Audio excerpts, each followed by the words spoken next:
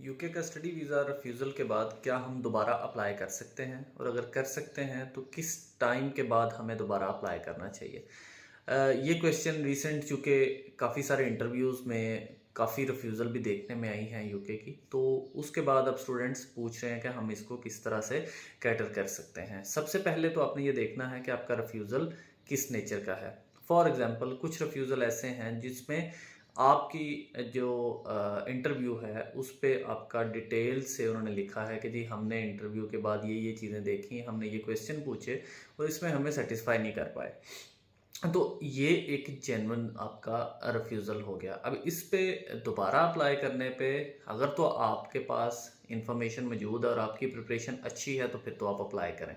अगर आप समझते हैं कि हम लोग दोबारा उस पे अप्लाई करेंगे और रिस्क पे जाएँगे कि हमारा दोबारा इंटरव्यू होगा या नहीं होगा, या हमारे पास कोई ऑप्शन मिलेगी और उस हम प्रायोरिटी लेके इंटरव्यू के बगैर निकल जाएँगे, तो ये थोड़ा-सा अनरियलिस्टिक है क्योंकि आपका रिकॉर्ड मौजूद है, आपको पहले इंटरव्यू पे रिफ्यूज़ किया गया क्योंकि आपको बोलना नहीं आ रहा, आपकी English up to the mark नहीं है। तो आपके पास रिसर्च जो आपने की है यूनिवर्सिटी के अगेंस्ट, कोर्स के अगेंस्ट आपको नहीं आइडिया, कोर्स कौन-सा पढ़ना है, उसके फ्यूचर बेनिफिट्स क्या हैं, व्हाट्सएवर। तो उस पे उसका जो ऑलरेडी रिफ्यूज़ल मौजूद है आपकी प्रोफ़ाइल में, तो वो आपकी प्रोफ़ाइल को दोबारा देखेगा और फिर हो सकता है आपको 90% चांसेस हैं दोबारा इंटरव्यू के लिए कॉल आ जाए। अब दोबारा इंटरव्यू के लिए कॉल आई, अगर आपके पास तैयारी अच्छी होगी तो फिर ही आप उसको दे सकते हैं और फिर ही आप उसको पास कर सकते हैं, अदरवाइज़ वो आपको दोबारा फेल कर देगा। अब अगर आपके जो रिफ्यूज़ल है वो कुछ केसेस ऐसे हैं जिसमें आपकी विथड्रॉल हुई, एप्लीकेशन आपने विथड्रॉ कर ली और उसके बाद आपकी को बैंक स्टेटमेंट से पैसे निकलवा लिए और मीनवाइल जो है विथड्रॉल एक्सेप्टेंस नहीं हुई और यूकेबीआई ने वेरिफिकेशन की और पैसे मौजूद नहीं थे तो वीज़ा रिफ्यूज़ कर दिया, बैन भी लगा दिया। इस सूरत में आपको हर सूरत में एक तो अगर तो आपके पास अपील और एडमिनिस्ट्रेटिव रिव्यू का राइट है तो उसको यूज़ करना चाहिए, और आपको इसका प्रॉपर डिफेंड करना चाहिए इसको। क्यों? क्योंकि आपके ऊपर एक बैन ऐड हो गया है। बैन को रिमूव करवाना बड़ा लाज़मी है, चाहे आपने अप्लाई करना है या नहीं करना, लेकिन बैन को रिमूव करवाना चाहिए आपको। तो उसमें आपको जो है वो उनको एडमिनिस्ट्रेटिव रिव्यू में जाना चाहिए, अपना केस फाइल करें, उसमें प्रॉपर जस्टिफिकेशंस दें, अपने प्रॉपर प्रूफ ऐड करें कि हमने कब-कब विथड्रॉल की और किस सूरत में हम लोग उसको जो है वो लेके आ रहे हैं।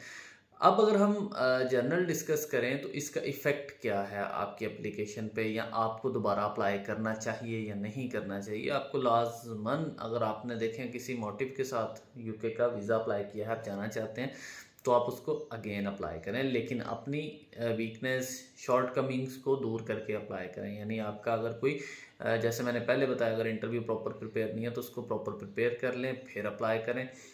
इनटेक कमिंग जो आपकी आ रही है उसको देखें कि आपके पास इनटेक में टाइम कितना है, आपका दोबारा वीज़ा पे टाइम कितना लगेगा, इसको भी मद्देनज़र रखें क्योंकि जैन फेब इनटेक्स में हमने बहुत सारे केसेस ऐसे देखे हैं जिसमें इस इशू से उनके केसेस डेफर हुए हैं कि उनके पास टाइम नहीं था बचा, उनकी लास्ट अराइवल गुजर गई, उनको यूनिवर्सिटी ने एक्सटेंशन नहीं दी। तो ये काफ़ी सारे इश्यूज रहे हैं प्रोमिनेंट, तो इनको भी आपने देखना है कि आपके पास प्रॉपर टाइम हो तो देन आप उसका वीज़ा अप्लाई करें। नहीं तो अगर आप डेफर अगर कमिंग इनटेक करीब है तो उससे अगली वाली में करवा लें।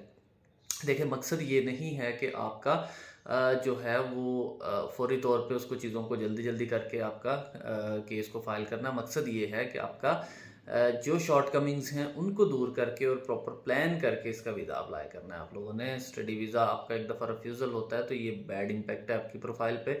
आपने इसको दूर भी करना है और दोबारा वीज़ा भी लेना है तो आपको अपनी वीकनेसेस को दूर करना पड़ेगा और आपको अच्छे से प्रिपेयर करके इस पे जाना पड़ेगा। तो इसमें आपका कोई हर्ज नहीं है, आप दोबारा अप्लाई करें, सेम यूनिवर्सिटी में अप्लाई करें।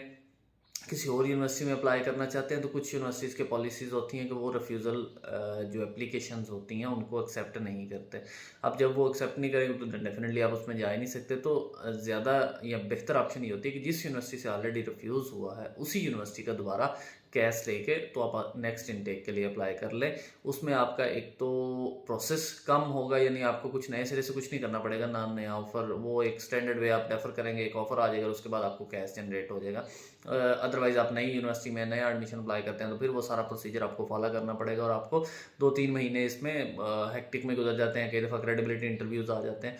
तो अगर आपका इस यूनिवर्सिटी में जिसमें पहले रिफ्यूज़ हुआ है उसमें आप कंफर्टेबल हैं तो आप उसमें दोबारा अप्लाई कर लें। यूनिवर्सिटी की वजह से आपका वीज़ा रिफ्यूज़ नहीं हो सकता, नहीं होगा, क्योंकि यूनिवर्सिटी का उसमें कोई फ़ॉल्ट नहीं है। आपका फ़ॉल्ट है, आपका एंड पे फ़ॉल्ट है कि आप उनको प्रॉपर समझा नहीं सके, प्रॉपर बता नहीं सके, तो ये आपका फ़ॉल्ट है, यूनिवर्सिटी का कोई फ़ॉल्ट नहीं है। उसी यूनिवर्सिटी से दोबारा अप्लाई कर लें क्योंकि उस यूनिवर्सिटी के वीज़ाज़ लग रहे होते हैं।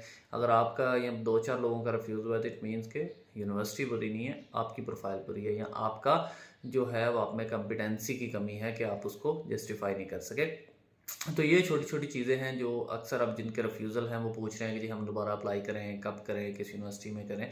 तो ये उनके हवाले से है कि उसमें आप अपनी चीज़ों को देख के तो उसके अकॉर्डिंगली आप अपना स्टेप ले सकते हैं। Thank you so much.